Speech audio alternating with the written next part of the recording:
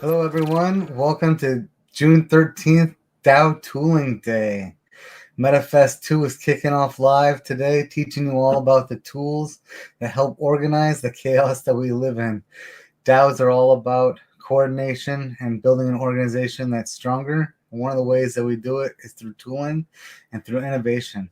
So today we'll see Meet with Wallet, we'll see Coordinate, we'll see CollabLand, dwork, SourceCred, and we'll start off with Ceramic. Tenfinney and dysbulic are here to tell us all about decentralized identification and Ceramic. So, hello guys, how you doing this morning? Getting along pretty well. Great. Good morning. Thanks for joining us. Okay. Hey, one thing I think we do have to start out with, one of us on this stream right now needs to mute Discord because I'm feedbacking right on myself. Even though you're deafened? I'm deafened, and so one of us probably is listening to Discord also. Oh, that might have been. Yeah, not here. See how I'm deafened down here? Yeah, no, I can see it on. But I can hear myself talking on the delay after about 5 seconds. Everything somebody says, it comes back to me 5 seconds later. Do you have the YouTube stream open? You need to close any other stream potentially. Oh, maybe I'm streaming Miss Anth. Thank you. I'm just going to disconnect Discord right now. Okay. No worries. Yeah, okay, coordination and streaming can be difficult. So okay, so here we go. So thanks. I'm Scott Tenfinney, and I'm working with dysbulic, who's been instrumental in putting together a lot of these pieces within metagame. So take it away, dysbulic, and I'm just going to kind of follow along with where you want me to go. Okay. Yeah, we're going to start out with, and I assume that Tenfinney's screen is the one that is being shared. We're going to start talking a little bit about what the Ceramic network is. And to understand Ceramic, you really have to understand a little bit about IPFS. IPFS, or the Interplanetary File System, is a peer-to-peer file sharing network that was first developed probably about like 5 or 6 years ago now, and it's been actively making leaps and bounds since. But one of the issues with IPFS is that it is so-called content addressed. If I have a particular piece of content, from that piece of content, I will be able to generate an address that can be used to look it up on the network. But if I change any aspect of that content, it will cause a new address to be generated. And there's no way to create a relationship between different versions of the same document. They simply each have their own address, and there's no relationship between them. What the Ceramic network does is adds an overlay on top of IPFS that enables the ability to have a single static identifier, but mutable changing content underneath. And one of the ways that they're leveraging those content streams is through the creation of profiles. And as you can see on the left-hand side of the screen is the basic profile information provided. This is self.id is the name of this site. And this shows much of the information that is included in the basic profile schema that is published by Ceramic. And you can see, yeah, you've got a name and URL, locations, and stuff like that. If you look then to the right-hand screen, and yes, also the linking of social accounts. But if you look to the right-hand screen, this is what we have been developing with Metagame. It includes both an interface for editing a basic profile, such as what's present in self.id, as well as we have some additional profile fields that are stored in a separate stream. So there's the basic profile type, and then there's an extended profile type stream, and those store different pieces of this information. You can see that we have, you might click the edit button, so this just shows you what fields are available to be edited. And for example, just to demonstrate, if Tenfinney were to change some aspect of this profile here and then save it, then those changes will later be reflected in self.id because the backing data is the same for both of them. And that's what's really important about ceramic and the interoperability that we're attempting to leverage. Additionally, there are a couple different pieces of information that the My Meta profiles display. We pull from Dow House. We pull all of your Dow House memberships. We have, based on the Magic the Gathering coloring system, we have a personality typing system, and also an NFT gallery pulled from OpenSea. Okay, so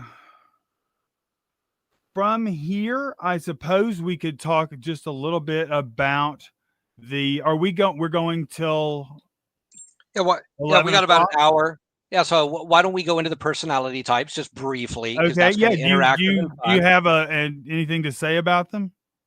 Well, I just thought it was neat when I got into metagame for the first time. I realized that once I set up my self ID, the self ID just has very, very limited information that is there for your profile, which makes sense because if we're all going to have these shared profiles across Web3, you might not need them to be too lengthy, because if I'm involved in a sport and somebody else is involved in, some travel related stuff, maybe querying all that information for every single person isn't smart. It should be done like metagame. So if you're really into like sports, self ID should really only just query the most important stuff, while like your user ID, maybe your GitHub, maybe a personal profile, maybe where you're located. And then you leave the rest of that information up to somebody like metagame, who then allows you what you call the extended profile to start adding other things. Like ceramic doesn't care about if I'm available for hire 10 hours a week. That's not a self ID thing. That's a metagame thing. What's another one? What are my skills? Well, that doesn't have anything to do with self ID and my ID. That's something that we put in our extended profiles, including personality type. And that's what I think is kind of fun to demo. So you'll see over in the self ID, it just asks you for, give us a little bit of background on yourself. Tell us where you're located. And all these are optional. Do you have a website? And then how can you be contacted socially? That's all they ask you for. They don't ask you for your name and phone number or anything. This is just what I've decided to expose based on my Web3 account that I want to attach to self ID. And then they create my user profile. And this is what dysbulic was saying. This is static. This isn't going to change. But if I decide that I'm into something new now, I'll change it up in here in my profile. And then that's going to get pulled forward into my meta profile over here. Even though you guys will see that I made a change, I edited my profile from this side, which pushes it back out to self ID, but you can also do it from self ID that pushes it into our local database. So you can kind of go two ways within metagame, but you should look at the self ID as kind of your universal identification card. And it's not going to keep everything about you. Your personal stuff, things that are a little bit more targeted to the organization you're part of, should really be put into the actual application profile, not the self ID profile. Hopefully that makes sense. So what we can show you is a couple of real quick things before we move on. Like there's this thing called personality type, and you might want to just say how that was organized, dysbulic, and then I'll just like click on it to show like how. I mean, I did the bulk of this, the integration of this, probably about 9 months ago now. And it's based off of, originally the Magic the Gathering has a 5-color personality system. And I took and adapted some existing quizzes for determining personality type, as well as there's another page where you can say what your values are, and it will tell you your personality type based on those value judgments. But we did at the time rename the attributes in order to avoid potential copyright issues with Wizards of the Coast, which I think in retrospect was not necessary. I don't think they would have cared. But still, that's why, if you are familiar with Magic the Gathering, that's why some of our attributes have slightly different names than what you might be accustomed to seeing. So So that's the personality type. Yeah, so in here you'll see it's not that complicated. If you want to highlight some of your skills, you just go into your profile. It's going to give you a little user interface here, and you can just start typing additional skills that you have, and you can add whatever you want there. Some people just put a few in their profile. Some people put a lot. I'm kind of somewhere in the middle. Um, like dysbulic was saying, it queries your DAO memberships, and it uses a different type of protocol, which is called GraphQL, which knows how to go query information somewhere else. It doesn't go query self ID. It goes and queries a blockchain that says, okay, well, if Scott's part of a DAO or within this chain, it's going to show up in this profile right here. And that's what it's trying to do. It's trying to query those DAO memberships, of which I'm a member of 2 that are on that chain. And I think that's the Gnosis chain. So if you were using my meta for your own organization, you would actually want to target that to where all of your NFTs or your DAO memberships were located based on the chain that all that information lived on. This one happens to query something called the Gnosis chain. And then over here, it also looks for your NFTs that are attached also to your identity or your Web3 account. And these are the ones that are attached to my Tenfinney account. So we have a neat little user interface there too, where if you're trying to get an idea about the player that's part of metagame, that you would go into here and go, okay, well, he's about like fractal art, and he's got a bunch of these little GitHub kudos, and he's collected these goofy 3-dimensional, items that we use in a metaverse called voxels. And so then you get kind of an idea about what the person's all about. Yeah. You want to move on to source cred now? Yeah. Now we can move on to source cred. Okay. So for its evaluation of contributions, metagame primarily relies on a system known as source cred. Source cred takes the contributions from, or the interactions on Discord, interactions on GitHub, and interactions on Discourse, and builds a giant graph connecting all of these different small interactions into one big graph of everyone's activity over the course of it. It says weekly epochs. So once a week, it resets and starts back with a new week. But as you can see in the page that Tenfinney has pulled up, for example, there are some GitHub commits. There's a GitHub pull request. There's a bunch of Discord reactions. There's some Discord messages. Each one of these causes XP to be flowed to or from the player. And you can see that some of the XP, the one up at the top, for example, the pull request was a positive XP of 35 XP. Whereas each of the reactions further down on the page, each one of those was about minus 0.5 XP. So it cost the player a very small amount in order to make the reaction, so that the person who's receiving the reaction that's where that XP comes from for them. So source cred. So we use source cred then to continually flow a token called XP. Once a month, we look at what the relative amounts of XP garnered for that month are. And based on that distribution, we mint a value-laden token called Seed and distribute it on Polygon to all of the players. And that's how people get paid, so to speak, in metagame. And so what you'll see here... And so what you'll see here, these are our player profiles, and it's hard to see up here. If you go to metagame WTF/players, or there's plenty of ways to navigate this. You can go into the community, you can click into the players link right here. But what this is going to do, it's going to provide a list of all of the current players and their seasonal XP, which is exactly what is queried with source cred and then delivered back to our database. And then with that information, we populate this user interface. So these profiles dynamically change every time we go and run the information from source cred. So you'll see we're coming up on the end of our season 6, and you'll see the Peeth is the leader. He's not only leader in total XP at 20,000, but he's also the leader in the seasonal at 1251. In second place is Luxumbra, who is also, and then we're also ranked by sort of your level and how much XP you have. So a diamond level is, I think, the top 7 all-time players, or all-time players. So you'll find 7 diamonds, you'll find 7 platinums, but they're all dispersed right now because we're just talking about seasonal XP. So we've got 2 diamond members that are seasonally winning the season, and then Tommy, and then Masanth, and Vid, the Unipuff, and then me, and then Wolia, Besso, and then dysbulic.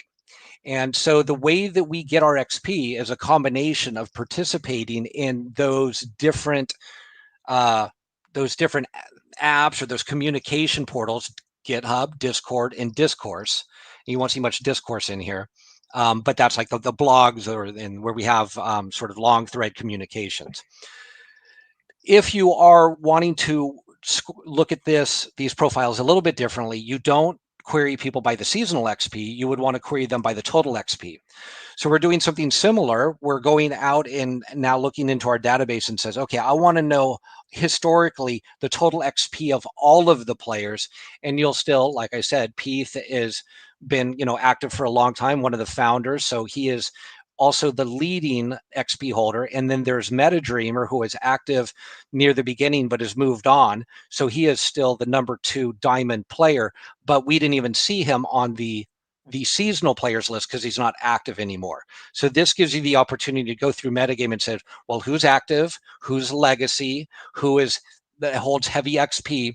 And then we can extrapolate off of that. Let's say that we wanted to do something new within metagame and say, okay, we want to query everybody that at least had, 10 XP for the previous season. And then maybe we want to airdrop them a token that they can use for something, which we'll get into later on today into tooling when we talk a lot about the NFTs. But in essence, that's how the profiles work. And if you click into any of these profiles, so I'll click back to mine, find me down here. I think I'm somewhere in number 20 or so. So I'm over here, and then you just click it, and then you can just go back to the profile where we started. So it's very easy to navigate through metagame once you understand what we're doing here. Okay, so I'll pull it back to you. Okay. I just say, yes, all of this is made, all of the leaderboard and the aggregate statistics are made possible because we're using a system called Hasura that puts a GraphQL endpoint on top of a Postgres database. So there is a quote unquote Web 2 component to this particular site because we have to have information about everyone at once in order to generate things like the leaderboard. But the basic source of truth about what a person's profile is in Ceramic and available to anyone on the internet who wants to gain access to it. Okay, the last little bit that we were going to talk about was looking at the dashboard via going to the metagame landing page. Yeah, Or here's just the dashboard. We can just go straight to the dashboard if you prefer. Well, we got a couple extra minutes, so I haven't navigated people into the website yet. So once you load the website, which is at Metagame WTF, you'll see that on the left-hand side, you can either click these little buttons to, excuse me, scroll you down, so you can learn a little bit about Metagame.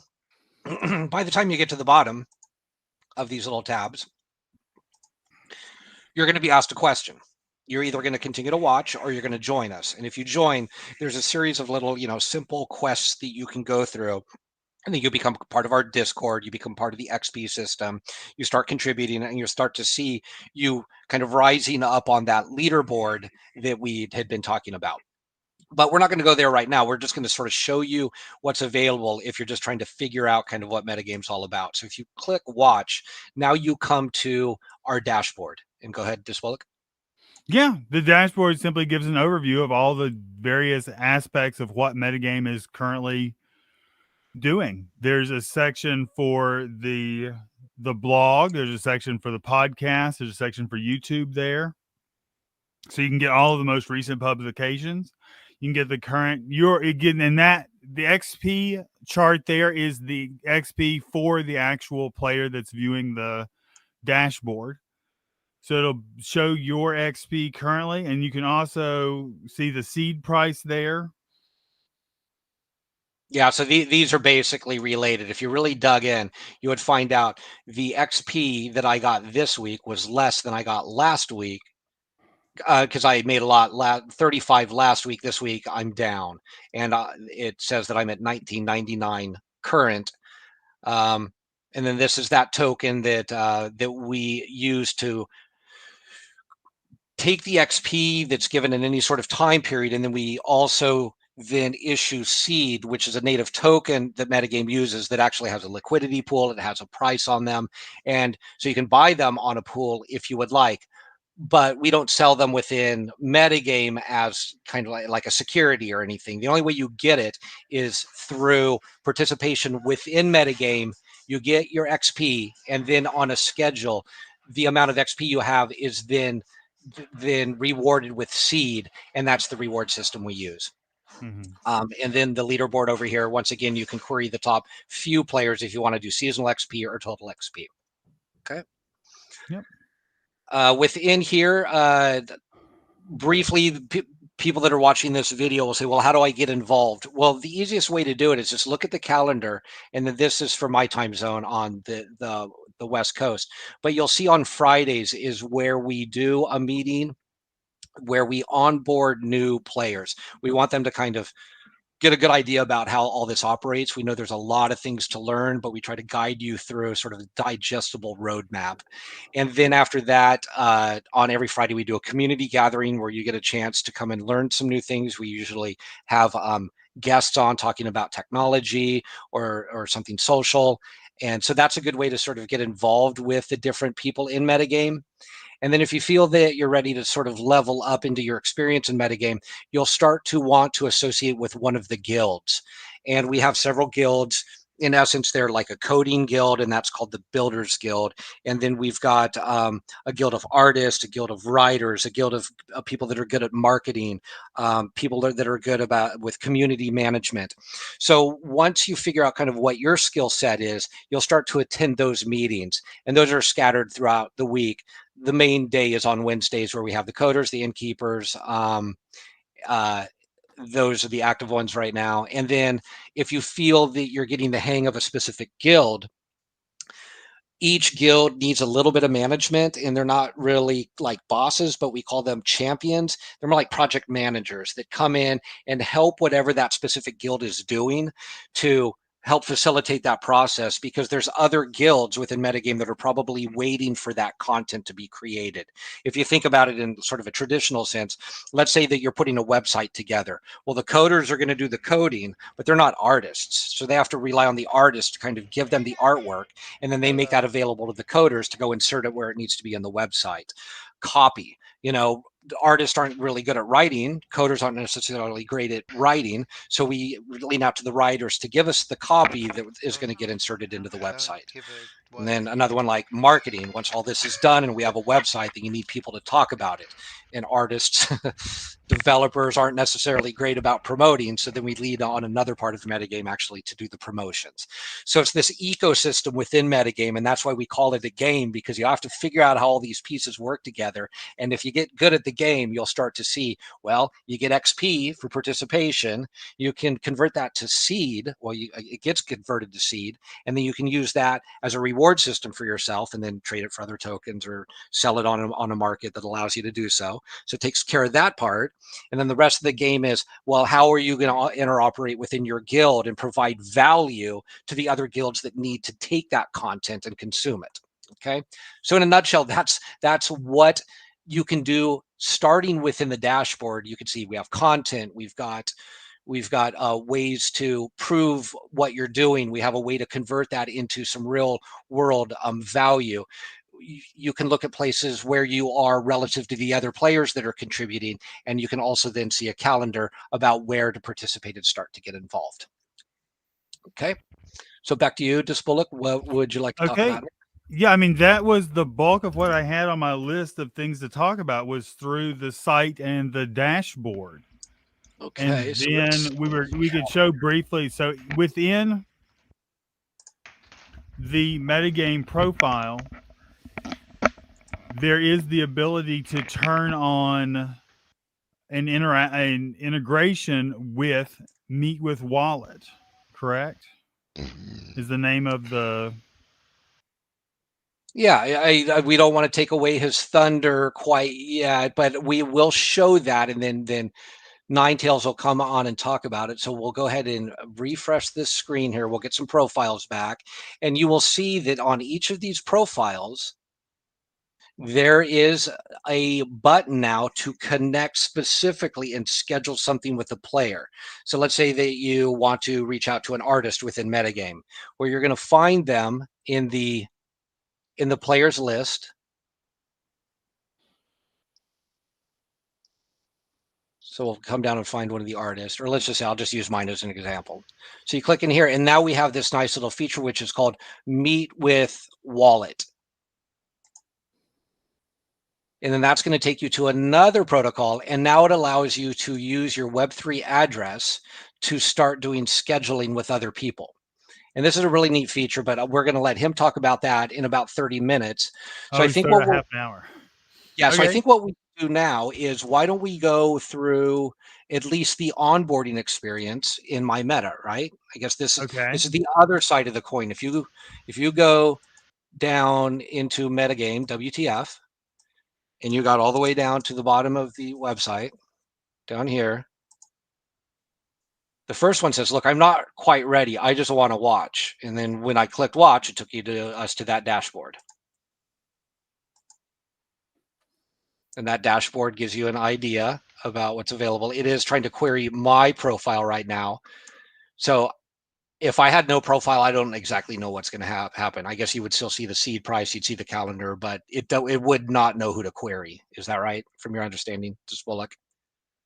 Yeah, that fits with what I would think. Okay, so you guys can chime in later and tell me, if you just push watch, does the dashboard look very similar to this, minus something that would just be specific for a logged in player right there? Well, I guess I could do it myself. I guess I could just disconnect.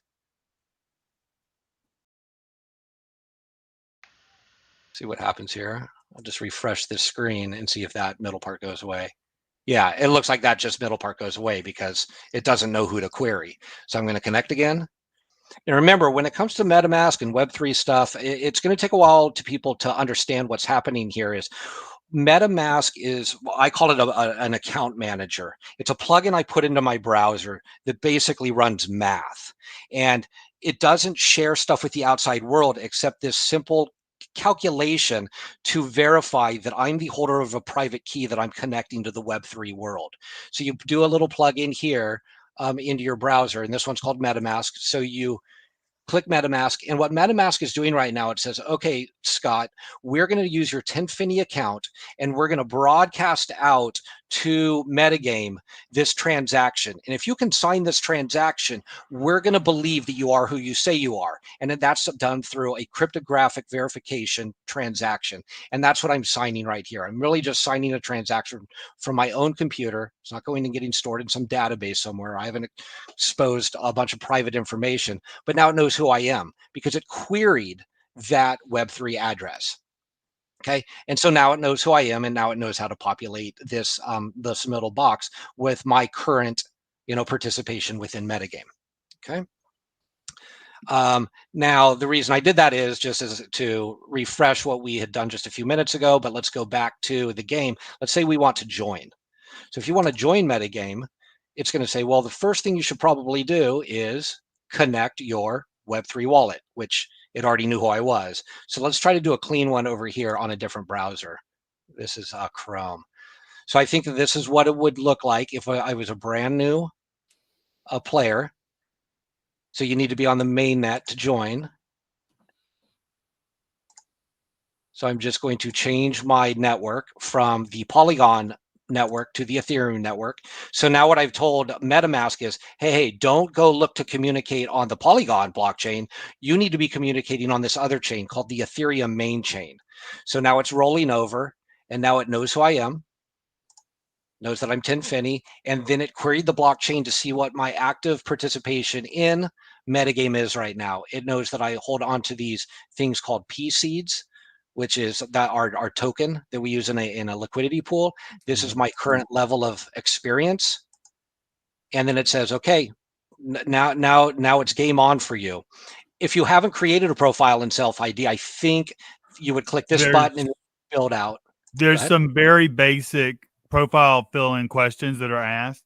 If you click on in the upper right-hand corner, if you click on your avatar and then click on Profile Wizard, it would show you the basic questions that they'll get. So, right. So if you're new, it's going to take you through an easy onboarding experience. Should I do this right now? It's not going to or affect you can me. click the arrow in the upper right-hand corner, and it won't actually save, or it won't go through the process of trying to save. It won't actually save if you click that. Yeah, it'll say, this is because it's expecting a username. Which, okay, so right, so I won't do it this way. Try clicking the next arrow in the upper right-hand corner, and it will. Yeah. So if you're new to the onboarding, it needs some fleshing out. Okay, so you'll see that this is basically what you already see in my profile over here to the right. So these are the questions that I answered. If I wanted to change these, you could click a couple of different ones, and then it'll give you a different ultimate personality.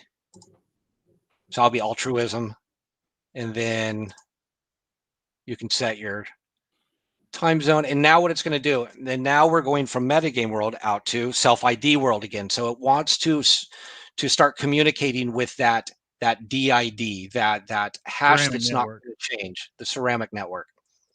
And so you'll see down here, it's actually updating to my time. And now I can go into my skills.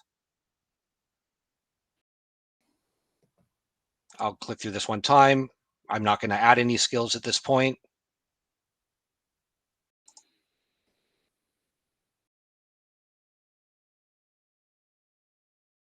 And so now is where you get the first opportunity to start to fit into one of the specific guilds that you think that you might be able to participate with.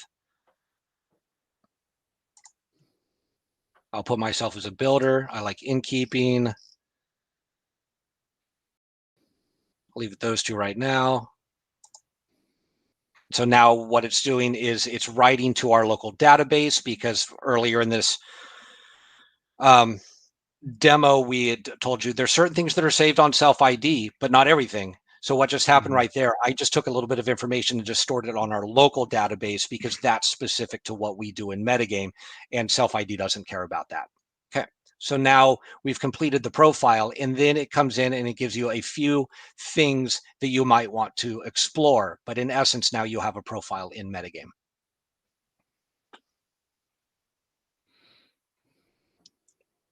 Have an idea where we should go next? I think we have covered the bulk of what my meta does. Oh, that's right. What we wanted to end here is that metagame and the profiles, it goes pretty deep, and we do the development like in-house. So we have a lot of things to show, and if anybody that watches this wants to get involved in metagame, we can go through our repo. We can talk about how we work with GraphQL and how we work with NFTs and how we work with our database. It seems like a little bit of a stretch to try to do it in this portion of tooling days, but I think that this is probably a good primer. Just to get started. Like what you see happening over here is our database is running. And then over here, this is where we are now running this website locally. You'll see up here, it says localhost 3000. So I'm really running the website just on my local server, meaning the computer I'm sitting at right now. And then over here, we can run the database. So if you are savvy about how databases work, you'll start working with this on somewhere in here. And then this is the instance of our Hasura database where we store everything that's not being, well, even self-ID remembers its own protocol. We actually query self-ID, grab the information, and drag it forward into our database because it's quicker for us than to get information from our database. Yeah, but so it's that we can do aggregates, like Yeah. the leaderboard, where we have to know everyone's at the same time in order to do the calculations. Yep. And then there's, of course, source credit over here. So we've thrown a lot at you. You know, if you guys have any questions about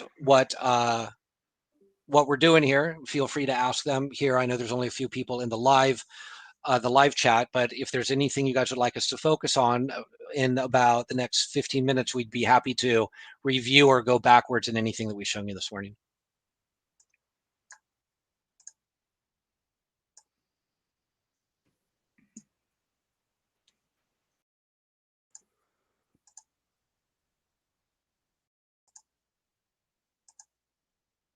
Any questions from the crowd?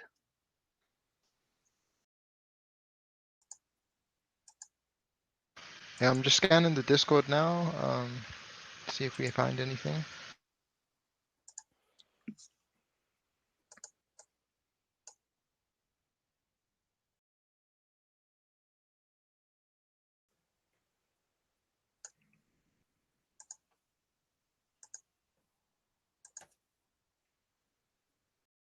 Miss Ann's asking about customization.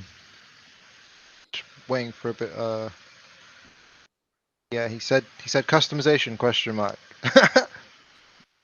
So that's definitely a priority for us, as is the case with many software projects nowadays. We've got a lot more ideas than we do active developers. But all of the UI system is grounded in a library called Shocker UI, which lets you do styling within tags. Shocker-UI.com for anyone who wants more information. But Shocker has a very complex theming system that we are not currently leveraging to a large extent. And to redo the pages in terms of semantic descriptions of different portions of the page so that they can be more easily themed is definitely something that's on the roadmap for at some point in the future. Yeah, and also for customization of the user interfaces we work with, we're also hoping within metagame to be able to take these tools that we're using for ourselves and then start to customize them for other people that like the technology, but might not necessarily feel that it needs to be metagame themed. So think about any organization out there, and a real easy one to do is like, let's say a small business with, you know, a bunch of employees, and they're trying to figure out a way to keep people, you know, up on technology. So you're going to create a profile for every one of the employees there. And then you're going to ask them to fill out the profile, and you want to customize it. So we will help you provide the interface that you see right here. It'll be skinned for whatever the organization is that wants to use it. And then further customization, Ms. Anth, I think you're asking about is, could we customize this as is? And I think you can. You can edit the layout. You can start adding new blocks. You can move things around. You can have a different look of it. Maybe you don't want to show your NFTs. Maybe you wanted your personality type to be over to the right. And this is a really neat feature too, because now you're getting people involved in not just having a profile that exists somewhere out there, but actually working with it so it really looks like how they want it to look. Like this is a background image that I selected of that planetary thing. You know, I added that as my profile. So you can update it as your, you know, as your experience changes or you want to get involved in different things. So you would go over here, you would change this, that goes to self ID. You want to change all these skills right here. Those go within our local database. And, you know, so we already have a lot of customization that's part of metagame, but we're going to continue to work on that as we find new partners that also might want something customized. And this is kind of a neat feature that I hadn't seen this before. So if you click in your DAO memberships, I assume that this one is as you level up within the ranks of metagame, you are also now part of the the MetaFam, I guess, overarching DAO. I think that's what this is. Can anybody speak to this? Is that what I'm seeing here? I am not familiar with this particular page. What under total number of players? What was the total number of players for MetaFam? Yeah, see, this is it says XP 2041, which is exactly what my XP Well, is right here. that's your XP within that organization. But I don't know, like, view. There's 124 in here. Okay. So this must just be all of sort of like the players that have a threshold of XP. Makes sense. Okay, so that's pretty cool. See, even I'm learning new stuff every day. So I see a lot of like legacy members that aren't around anymore. And let's see who's up at the top of the list. So maybe this is actually, this looks like it's ranked by all time. This seems about right. I'm in the top 20.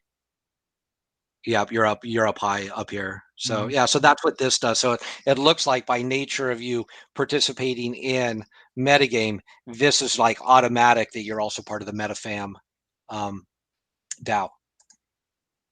So that's cool too.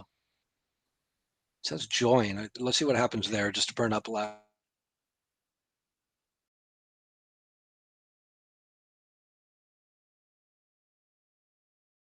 And he's gone. It looks like we lost 10 for a minute.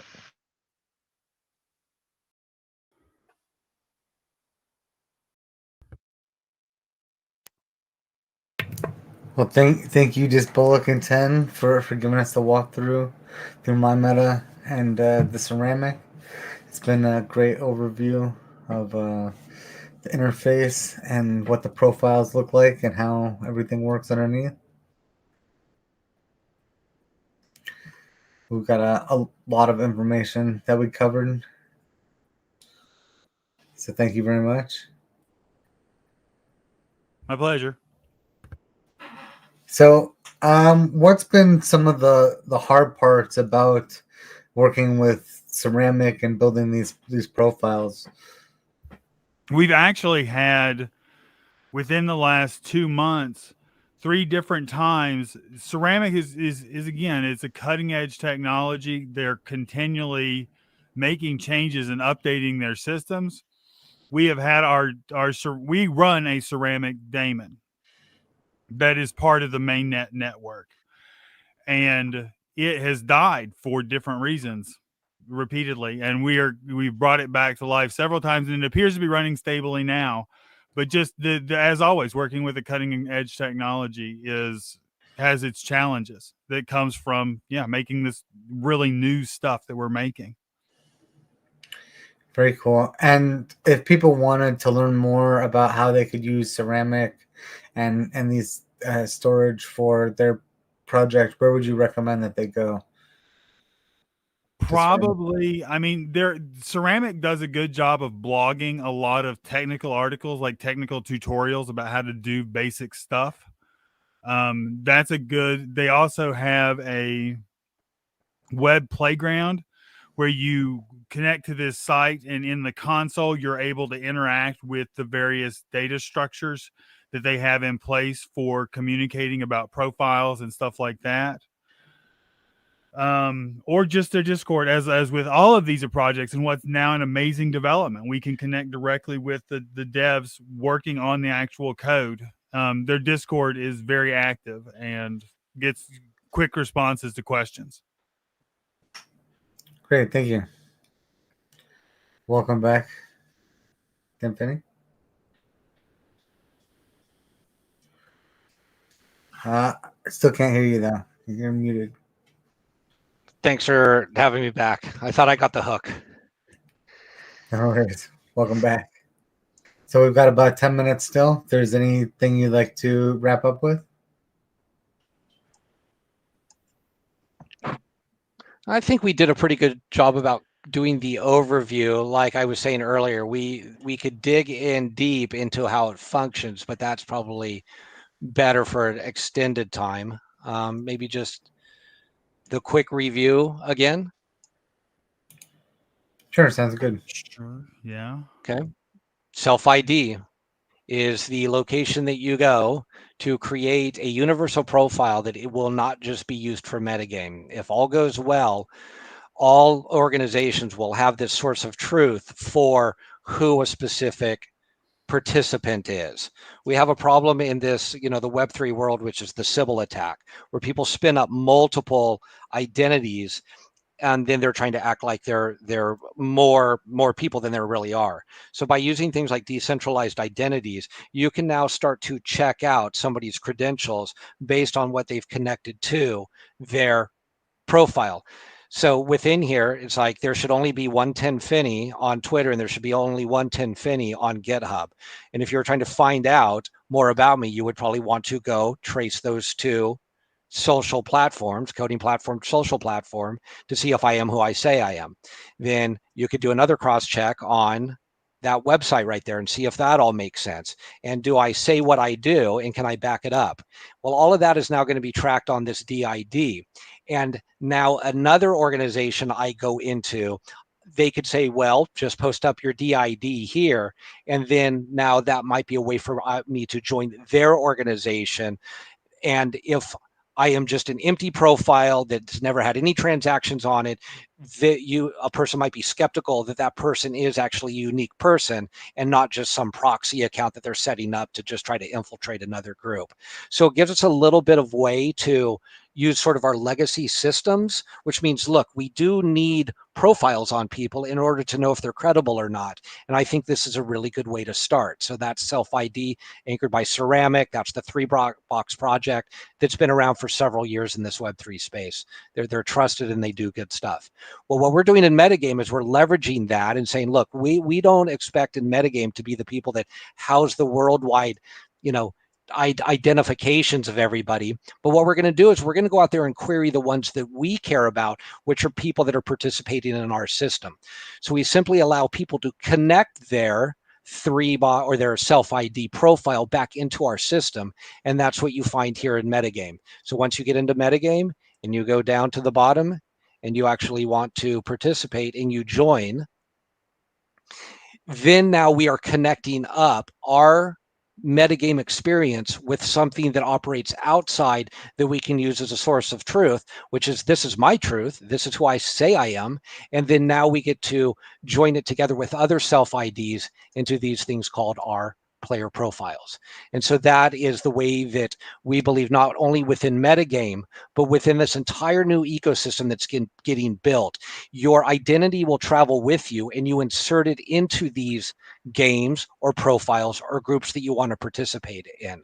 So don't just look at metagame as, oh, I got to join metagame to participate with this. Not necessarily. You could come to us and say, we really like what you've done, but we want to do it for our organization. And then we're going to find ways to help implement this entire system into other organizations. And that's how we're going to sustain metagame. We will get paid for doing that, to customize it for somebody else using all of these same technologies that we've shown you this morning. So that's my little wrap up right there.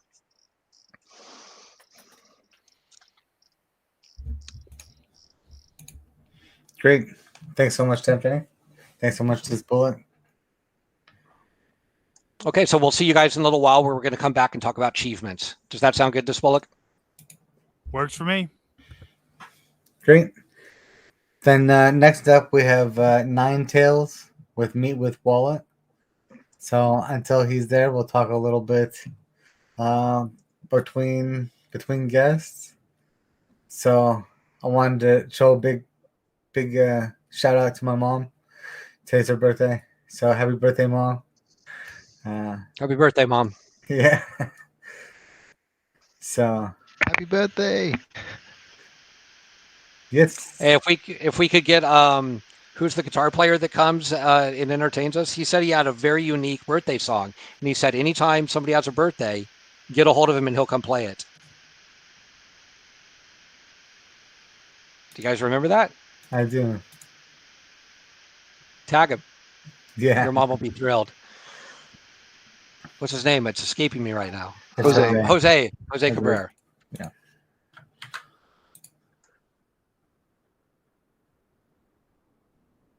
So let me just send a message to Nine Tails real quick.